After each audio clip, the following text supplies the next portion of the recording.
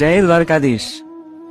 મિત્રો, આપણે મંદિરમાં ભગવાનના શણગાર જોઈએ છે, પણ તમે વિચાર્યું છે કે દ્વારકાધીશ આપણને જીવનના 4 સોનેરી નિયમો એમના 4 હાથે શીખવાડે છે। પહેલું હાથ, સુદર્શન ચક્ર, સ્પષ્ટતા। શરૂઆત અહીંથી કરો।